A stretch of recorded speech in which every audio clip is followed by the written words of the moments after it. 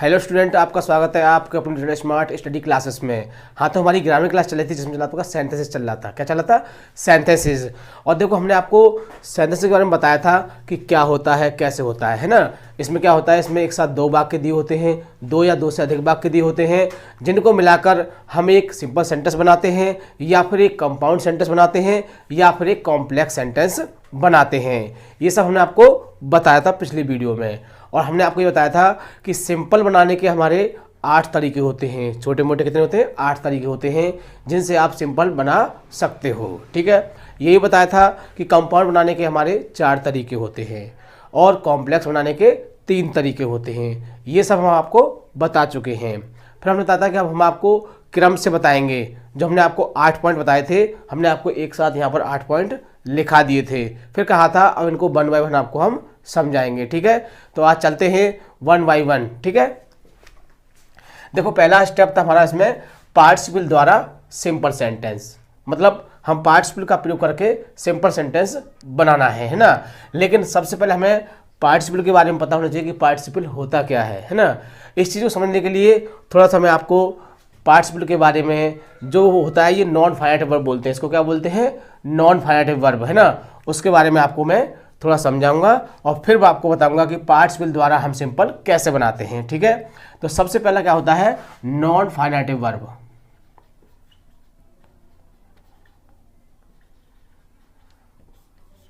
Non finitive verb क्या होती है? ये स्वतंत्र क्रियाएं होती हैं।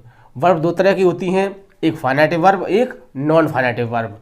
जो वर्ब हमारी टेंस के अनुसार आती है, जो वर्ब हमारी टेंस के अनुसार आती है, वो हमारी क्या होती है? फाइनाइटिव वर्ब होती है। और जो टेंस के अतिरिक्त आती है, जिसका कोई नियम नहीं होता है, वो अपने अनुसार आती है, वो होती है हमारी नॉन फाइनाइटिव वर्ब। जैसे कि मैं इस चीज़ को भी एक एग्जांपल से आपको बताता हूँ।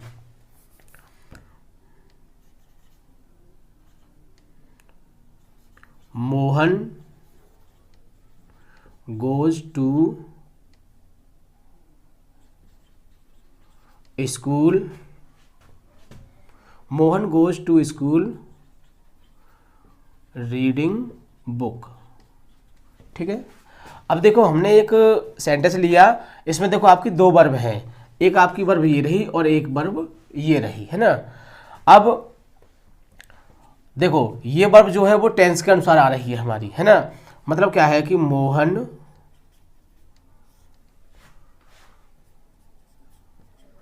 किताब पढ़ने स्कूल जाता है ना। मोहन किताब पढ़ने स्कूल जाता है। तो देखो एक तो जाता होगी आपकी, ये वर्ब क्या है आपकी? ये है आपकी फाइनाइटिव वर्ब। कौन सी वर्ब है ये? फाइनाइटिव वर्ब। कौन सी वाली? गो वाली। ये है आपकी फाइनाइटिव वर्ब, है ना।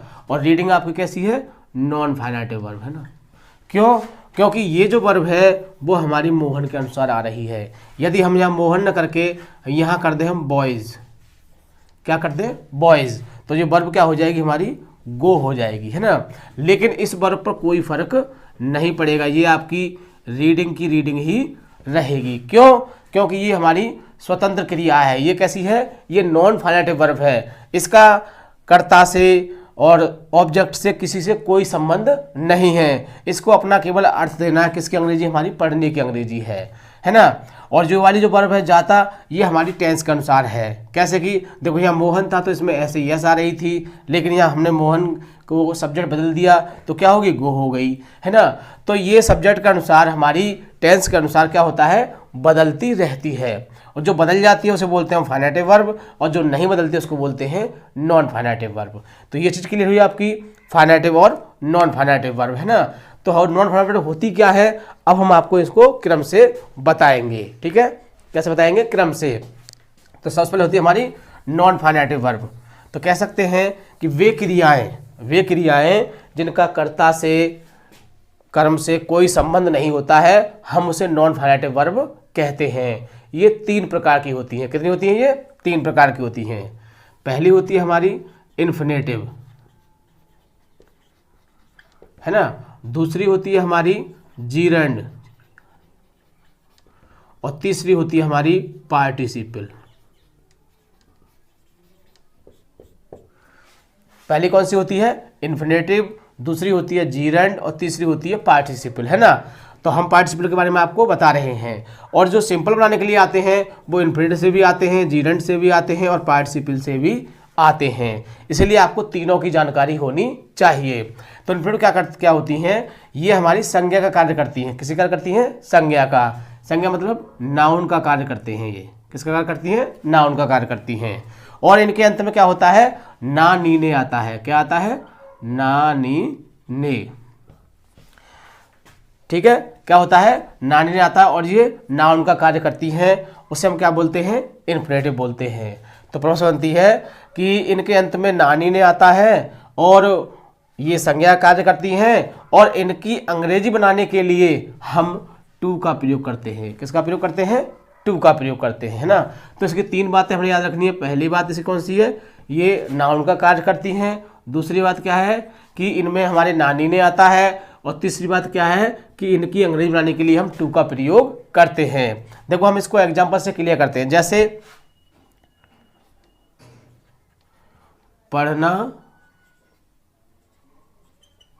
अच्छा है, हमने वाक्य लिखा पढ़ना अच्छा है, ठीक है। अब देखो पढ़ना क्या है हमारी, वैसे आप जानते हो कि पढ़ना एक वर्ब है ना। लेकिन वर्ब भी दो तरह की होती है, हम बताया था कैसे, नॉन फाइनेटिव वर्ब और फाइनेटिव वर्ब, है ना।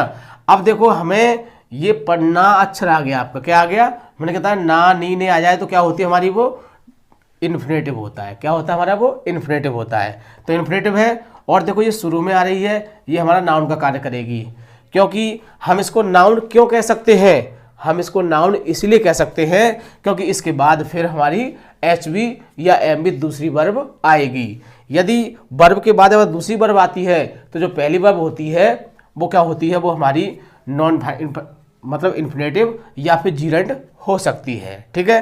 तो बनाते हैं, देखो इसको, टू रीड इज गुड। देखिए टू रीड इज गुड।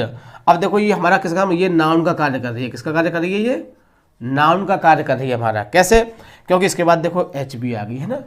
तो टू रीड इज गुड, है ना। तो हम इसको कैसे पहचान सकते हैं, देखो इसके बाद में क्या आ रहा है, नानी ने आता है ना। और ये नाउन का कार्य करते हैं। और इनकी अंग्रेजी बनाने के लिए हम किसका प्रयोग करते हैं, टू का प्रयोग करते हैं, ठीक है। क्योंकि इनके बिना सेंटेंस बनाना बड़ा कठिन पड़ता है। तो हमको इन्फिनेटिव, जीरेंड और पार्टिसिपल बहुत अच्छी तरह से आने चाहिए। तो बात समझ में आई ना। आप पहचान सकते हो कि इन्फिनेटिव कहाँ पर है, कैसे है। पहली बात, ये संज्ञा कार्य का नाउन कार्य करते हैं, इनमें नानी ने आता है और इनके अंग्रेजी बनाने के लिए हम टू का प्रयोग करते हैं। नेक्स्ट आता है आपका जीरेंड। क्या आता है, जीरेंड। देखो ये भी हमारे नाउन का ही कार्य करते हैं, है ना। इनके अंत में भी क्या होता है, नानी ने ही आता है। लेकिन एक कंडीशन बदल जाती है इसकी, ये नाउन का कार्य करते हैं, नानी ने ही आता है इनके बाद में। और तीसरी बात जो होती है, इसकी अंग्रेजी हम बनाते टू लगा के बनाते थे, लेकिन इनकी किसकी होती है, इनकी हम अंग्रेजी ING लगाकर बनाते हैं। लेकिन यही इसमें डिफरेंस होता है। लेकिन आप स्वतंत्र हैं, चाहे तो आप इन्फिनेटिव बनाएं या आप जीरेंड से वाक्य को बनाएं। लेकिन यदि वाक्य में प्रीपोजिशन आ जाती है, क्या आ जाती है, प्रीपोजिशन आ जाए, तो फिर हम उसमें इन्फिनेटिव का प्रयोग नहीं करते हैं, उसे केवल हम फिर जीरेंड से ही बना सकते हैं। सिर्फ इसमें यही एक डिफरेंस है। अदरवाइज आप चाहे इन्फिनेटिव से बनाओ चाहे जीरेंड से बनाओ, आप स्वतंत्र हैं। बट अगर इसमें प्रीपोजिशन आ जाए तो फिर वो वाक्य आपका जीरेंड ही बनेगा, इन्फिनेटिव से नहीं बनेगा। तो हम इसको देखो, इस वाक्य को हम जीरेंड से बना सकते हैं। जैसे हम कह सकते हैं, रीडिंग इज गुड, है ना। बन गया नहीं बन गया। तो हम स्वतंत्र हैं, चाहे इसको हम इन्फिनेटिव से बनाएं या फिर जीरेंड से बनाएं। लेकिन एक कंडीशन ऐसी होती है कि फिर वो इन्फिनेटिव नहीं बनता, जीरेंड ही बनता है। देखो मैं आपको उसको एग्जाम्पल से क्लियर करता हूं। जैसे हम कह सकते हैं कि मैं पढ़ने का शौकीन हूं, मैं पढ़ने का शौकीन हूं। तो मैं आपसे पूछूं, बताइए इसमें आपकी जो इन्फिनेटिव है या जीरेंड वर्ब कौन सी है इसमें, नॉन फाइनेटिव वर्ब, तो वो है हमारी पढ़ने। नॉन फाइनेटिव वर्ब कौन सी है? पढ़ने। क्या पहचान आई थी? नानी ने आता है इसमें, ठीक है ना, पहचान सकते हो ना। तो ये क्या हमारी, ये हमारी कैसी है? नॉन फाइनेटिव वर्ब है। तो बाकी क्या है? मैं शौकीन हूं, तो बनाते हैं I am fond of.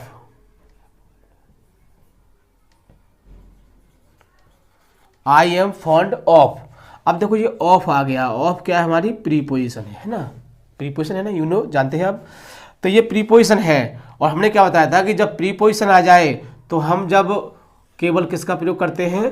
Preposition आने पर हम उसे केवल जीरंड से ही बना सकते हैं। किससे बना सकते हैं? जीरंड से बना सकते हैं। हम उसमें इन्फिनेटिव का प्रयोग नहीं कर सकते हैं, क्योंकि हम इसमें टू लगाएंगे तो क्या हो जाएगा? ये गलत हो जाएगा, क्योंकि टू और ऑफ एक साथ कभी नहीं आते हैं। इसलिए हम किससे बनाएंगे इसको? हम इसको जीरंड से बनाएंगे। तो पढ़ने क्या होगी? रीडिंग। वैसे रीड होती है, लेकिन हम क्या बना रहे हैं? हम जीरंड बना रहे हैं, तो किसका प्रयोग करेंगे?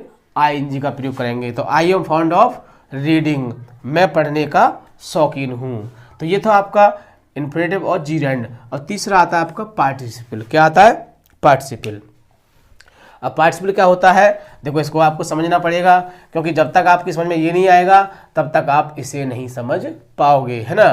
तो तीसरा क्या है? तीसरा आपका पार्टिसिपल। ये देखो एडजेक्टिव का कार्य करते हैं। किसका कार्य करते हैं? एडजेक्टिव का कार्य करते हैं। वो किसका करते थे? नाउन का। तो पार्टिसिपल किसका कार्य करते हैं? आपके एडजेक्टिव का कार्य करते हैं, है ना।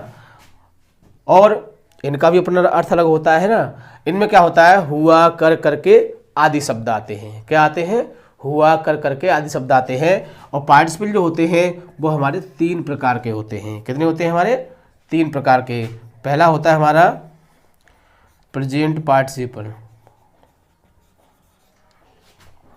दूसरा होता है हमारा परफेक्ट पार्टिसिपल, और तीसरा होता है हमारा पास्ट पार्टिसिपल। ठीक है, तीनों हो गए। पहला क्या होता है? प्रेजेंट पार्टिसिपल, दूसरा परफेक्ट, और तीसरा होता है पास्ट पार्टिसिपल, है ना। अब प्रेजेंट पार्टिसिपल क्या होता है, परफेक्ट पार्टिसिपल क्या होता है, और पास्ट पार्टिसिपल क्या होता है? क्योंकि जो आपके सिंपल जो बनेंगे वो तीनों से मिलके बनेंगे। किससे बनेंगे? तीनों से। आपसे प्रेजेंट से पूछ सकता है, पास्ट का भी पूछ सकता है, और परफेक्ट का भी पूछ सकता है एग्जाम में। ऐसा नहीं है कि आपको 2 से पूछ ले या किसी एक से पूछ ले। इसलिए हम आपको तीनों के सिखाएंगे, ठीक है ना, तीनों के सिखाएंगे, क्योंकि इनकी जानकारी भी होनी चाहिए। अब प्रेजेंट पार्टिसिपल क्या होता है? जैसे कि हम कोई बात कहते हैं कि जब क्या होता है इसमें कि जब 2 कार्य एक साथ हों। क्या हो? जब 2 कार्य साथ साथ हों। जब 2 कार्य साथ साथ हों तो वो क्या होता है? वो प्रेजेंट पार्टिसिपल होता है। जब 2 कार्य साथ साथ हों, 2 कार्य साथ साथ हों, मतलब टाइम उनमें क्या हो? बिल्कुल टाइम बराबर क्या होना चाहिए? 0। मतलब उनका बिल्कुल भी समय बीच में ना हो, मतलब टाइम का बॉन्डिशन बिल्कुल 0 होना चाहिए उनके बीच में, 2 कामों के बीच में। जब 2 कार्य साथ साथ हों तो क्या होता है? वो प्रेजेंट पार्टिसिपल होता है। फिर दूसरा होता है परफेक्ट पार्टिसिपल, मतलब एक कार्य खत्म हो जाए और दूसरा कार्य फिर शुरू हो। जैसे पहला क्या था कि मैं बस्ता लेकर, मैं थैला लेकर स्कूल जाता हूं। जैसे मैं कह सकता हूं कि मैं थैला लेकर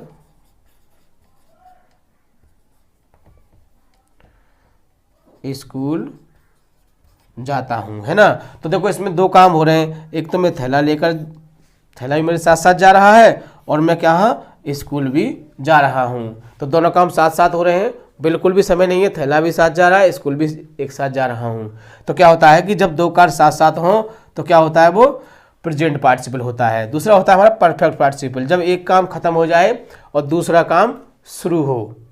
एक काम कैसा हुआ? खत्म हुआ, फिर दूसरा काम शुरू हो, तो उसको बोलते हैं परफेक्ट पार्टिसिपल, है ना।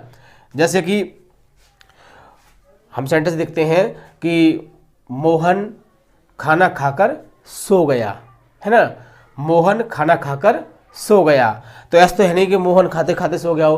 पहले उसने खाना खाया था, फिर हाथ भी धोए होंगे, है ना, और फिर बिस्तर पे कुछ दिन लेटा भी होगा, तब जाके उसको नींद आई होगी। तो जो खाना खाने का काम उसने एक ख़त्म किया, नहीं किया, एक काम ख़त्म किया, उसके बाद फिर वो सोया है ना। हम ऐसे भी कह सकते हैं कि लड़के ने शोर सुना और वह जाग गया, है ना। लड़के ने शोर सुना और वह जाग गया, तो उसने पहले शोर सुना, है ना, फिर उसके बाद वो जागा है। तो एक काम शोर सुनने का हो गया और दूसरा काम क्या हो गया, जागने का हो गया, है ना। नेक्स्ट, जैसे कि मैं और भी उसके बहुत सारे एग्जाम्पल हो सकते हैं। मतलब हमारा क्या है कि एक काम खत्म होना चाहिए और दूसरा शुरू होना चाहिए, तो उसको बोलते हैं हम परफेक्ट पार्टिसिपल, है ना। जैसे कह सकते हैं कि लड़के ने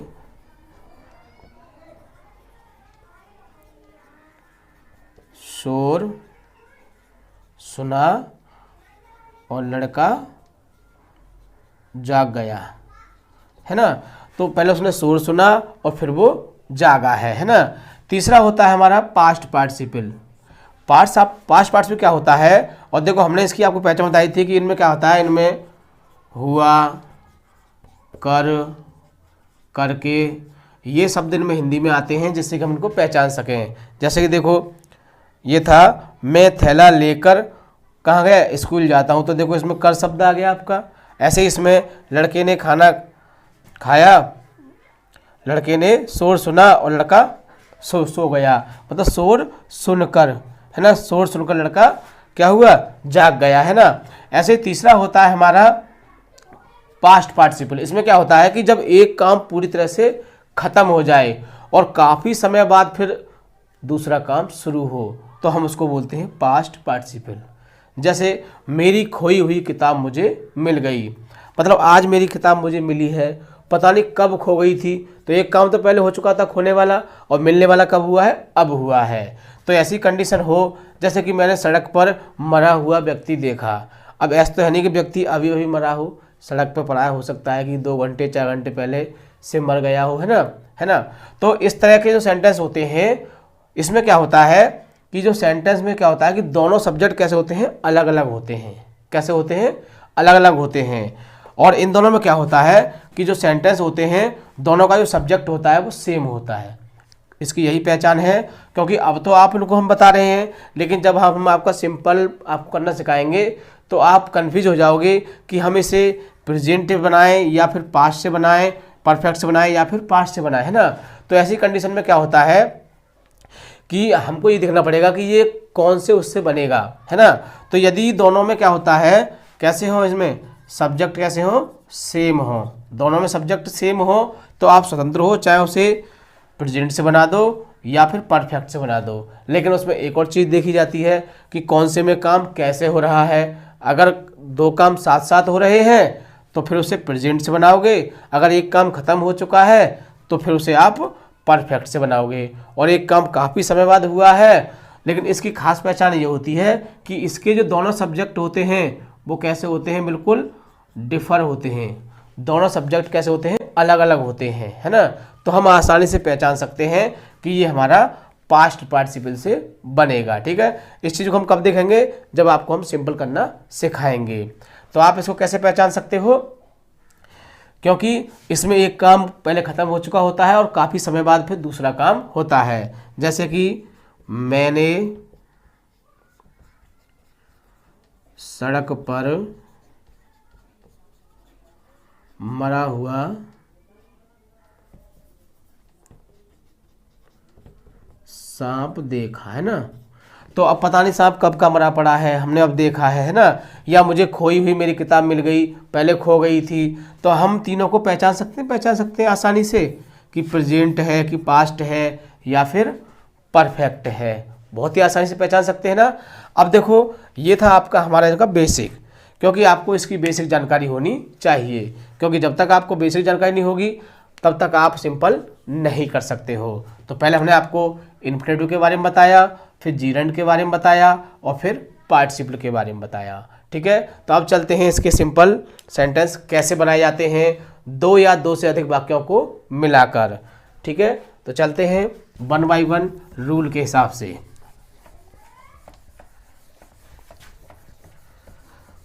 तो पहला पॉइंट है हमारा इसका पार्टिसिपल द्वारा सिंपल सेंटेंस, मतलब पार्टिसिपल के प्रयोग से हम कैसे दो वाक्यों को, दो या दो से अधिक वाक्यों को एक सिंपल सेंटेंस में कैसे बदल सकते हैं। ठीक है, तो इसका रूल फर्स्ट होता है,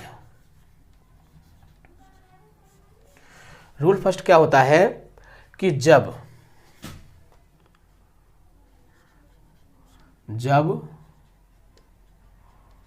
दोनों सब्जेक्ट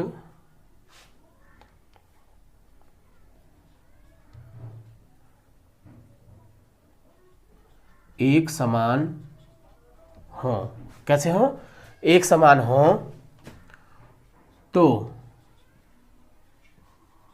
सिंपल करने के लिए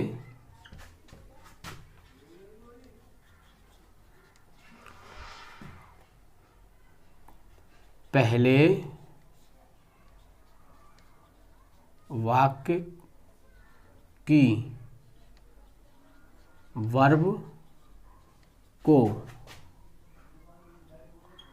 फर्स्ट फॉर्म के रूप में लेकर तथा उसी से वाक्य शुरू करते हैं। मतलब पहले वाक्य की वर्ब को लेते हैं और उसी से हम वाक्य को शुरू करते हैं और फिर उसको फर्स्ट फॉर्म में लेकर उसमें आईएनजी लगाकर, क्या लगाकर, आईएनजी लगाकर लिखते हैं। क्या करते हैं, उसमें आईएनजी लगाकर लिखते हैं तथा फिर दूसरे वाक्य को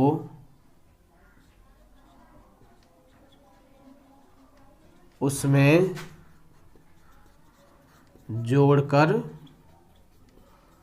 लिखने पर सिंपल सेंटेंस बन जाता है।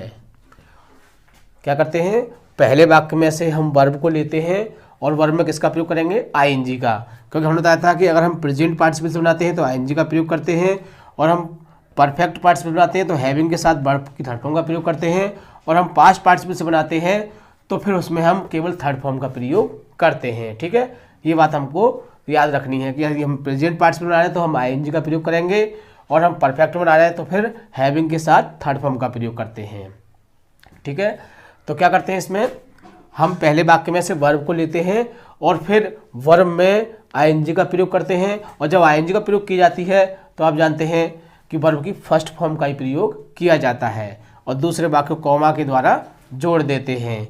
देखना पड़ता है कि यदि दूसरे वाक्य में ऑब्जेक्ट है, क्या है, यदि दूसरे वाक्य में ऑब्जेक्ट है तो फिर हम दूसरे वाक्य में ऑब्जेक्ट है तो दूसरे वाक्य को कॉमा के द्वारा जोड़ते हैं। तो देखो इस चीज को हम एग्जांपल से क्लियर करते हैं। देखिए,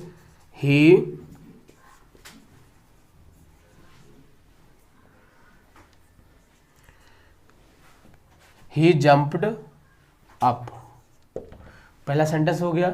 आगे देखो, ही रेन अवे, है ना। अब हमें इसको सिंपल करना है, क्या करना है, सिंपल। किसके द्वारा करना है हमें, पार्टिसिपल के द्वारा। देखो हम यहाँ तो आपसे कह रहे हैं कि पार्टिसिपल के द्वारा कीजिए, लेकिन आपको एग्जाम में ऐसे नहीं देगा, आपसे ये नहीं कहेगा कि आप इसको पार्टिसिपल से करिए या आप इसको जीरेंट से करिए या प्रीपोजिशन से करिए या एब्सोल्यूट से करिए। आपसे ऐसा कुछ नहीं कहा जाएगा, आपसे यही कहा जाएगा कि इसको सिंपल सेंटेंस में बदलिए, है ना। तो आप उस समय स्वतंत्र हैं, आप उस समय स्वतंत्र हैं कि आप आठों में से किसी का भी प्रयोग कर सकते हो जो उसमें सुइटेबल हो। ठीक है ना। तो हमको क्या करना है, पार्टिसिपल द्वारा करना है। अब पार्टिसिपल आपके तीन होते हैं, कितने होते हैं, तीन होते हैं।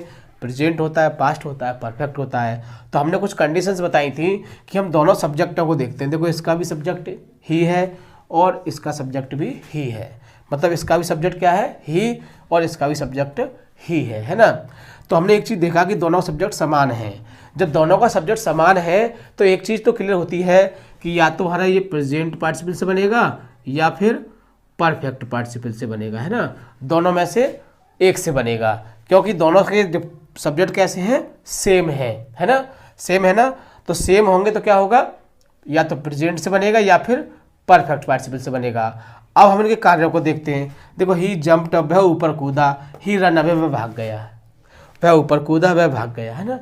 तो इनके कार्य में कोई ज़्यादा डिफरेंस नहीं है, मतलब कार्य हमारे लगातार चल रहे हैं। और जब कार्य लगातार चल रहे हों तो किसका प्रयोग करते हैं हम, प्रेजेंट पार्टिसिपल का, है ना। किसका करते हैं, प्रेजेंट पार्टिसिपल का। और प्रेजेंट पार्टिसिपल में क्या होता है, हमने आपको बताया था कि पहले सब्जेक्ट की क्या करते हैं, वर्ब को लेते हैं। किसको लेते हैं, वर्ब को लेते हैं। तो वर्ब क्या है हमारी इसमें, जंप, जंप, है ना। और वर्ब में किसका प्रयोग करते हैं, देखो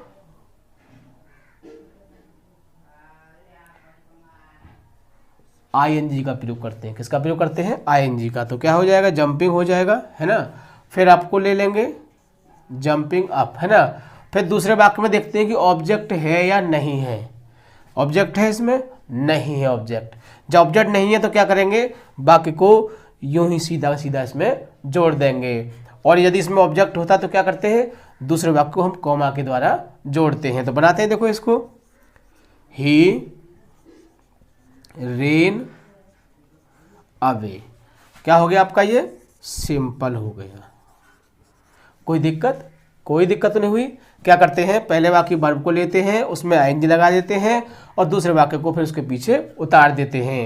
यदि दूसरे वाक्य में ऑब्जेक्ट हो तो फिर उसको कॉमा के द्वारा उतारते हैं। तो इसका हम एक और एग्जांपल लेते हैं जिससे आपको आसानी से समझ में आ जाएगा। The boy heard the noise, मतलब लड़के ने शोर सुना, है ना। तो शोर सुना है उसने, शोर सुना, है ना। फिर दूसरा सेंटेंस है आपका, द बॉय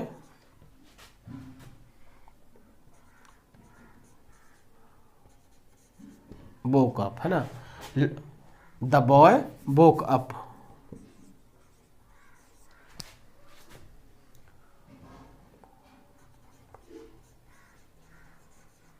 मतलब लड़का जाग गया। इसमें भी यही है, लड़के ने शोर सुना, लड़का जाग गया, है ना। शोर सुनकर लड़का जाग गया। तो सिंपल प्रेजेंट है, तो कैसे बनेगा आपका, प्रेजेंट पार्टिसिपल से बनेगा। तो बनाते हैं, देखो, द, क्या बताया था हमने, वर्ब से लेते हैं। कहाँ से लेते हैं, वर्ब से। तो वर्ब क्या है इसमें आपकी, हियर। और क्या करेंगे इसमें हम आईएनजी लगा देंगे, हियरिंग द नॉइज, है ना। फिर दूसरे बार क्या करेंगे, कॉमा के द्वारा जुड़ेंगे, द बॉय वोक अप, लड़का जाग गया। तो कोई दिक्कत तो नहीं है, बहुत ही आसानी से हम बना सकते हैं, कोई समस्या नहीं आएगी। तो ये था हमारा प्रेजेंट पार्टिसिपल द्वारा। अब एक वाक्य हम परफेक्ट पार्टिसिपल से भी आपको बना के दिखाते हैं, ठीक है। तो परफेक्ट पार्टिसिपल में आपको बताया था क्या करते हैं, उसमें हैविंग के साथ वर्ब की थर्ड फॉर्म का प्रयोग करते हैं।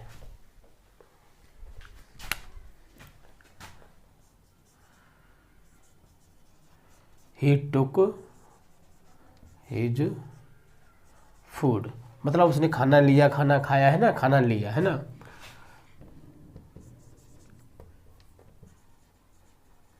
ही वेंट आउट टू ऑफिस, मतलब वह दफ्तर से बाहर चला गया। उसने खाना लिया और वह दफ्तर से बाहर चला गया, है ना। तो अब देखो, इसको हम आप स्वतंत्र हैं, देखो यहाँ भी ही है, यहाँ भी ही है।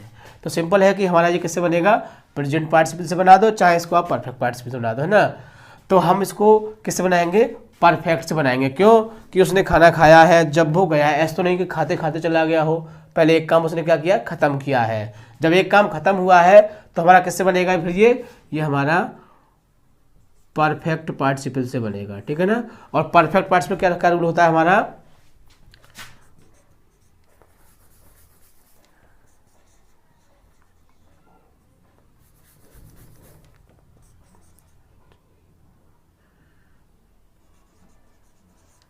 हैविंग, है ना। हैविंग के साथ किसका प्रयोग करते हैं? हैविंग के साथ वर्ब की थर्ड फॉर्म का प्रयोग करते हैं। हैविंग के साथ वर्ब की थर्ड फॉर्म का प्रयोग करते हैं। ठीक है, बस इतना ही ध्यान रखना है, लेकिन रूल वही रहेगा। कहाँ से लेंगे इसको? हम वर्ब से ही लेंगे। तो वर्ब क्या हमारी इसमें? टुक, है ना। तो क्या करेंगे? हैविंग, और टुक की थर्ड फॉर्म क्या होती है? Taken.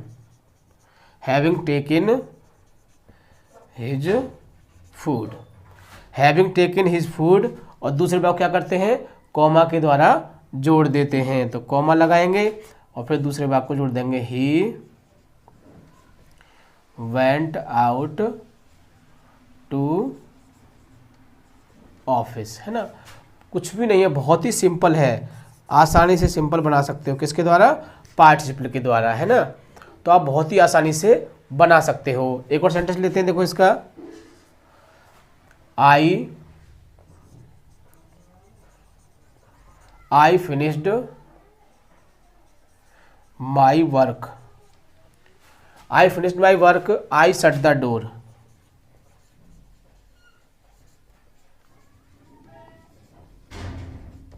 I shut the door, है ना। मतलब मैंने काम समाप्त किया, आई शट द डोर, मैंने दरवाजा बंद किया। तो दोनों सब्जेक्ट कैसे हमारे? सेम है, सेम है ना। तो सेम है तो किससे बनाएंगे?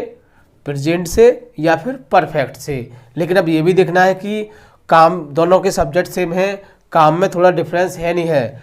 आई फिनिश्ड माई वर्क, मैंने अपने काम को समाप्त किया। I shut the door, I shut the door, मैंने दरवाजा बंद किया। तो एक काम खत्म किया, फिर दूसरा काम किया है। परफेक्ट से बनेगा, क्लियर है। और परफेक्ट में सुनाते हैं हैविंग के साथ वर्ब की थर्ड फॉर्म को लेकर। तो क्या लगाएंगे शुरू में आप? हैविंग, फिर वर्ब की थर्ड फॉर्म देखो, फिनिश की तो फिनिश वही रहेगी, finished. Having finished my work, है ना। फिर दूसरे वाक्य क्या करते हैं? कॉमा के द्वारा दूसरे वाक्य को आई शट द डोर, है ना। तो आप बहुत ही आसानी से बना सकते हैं।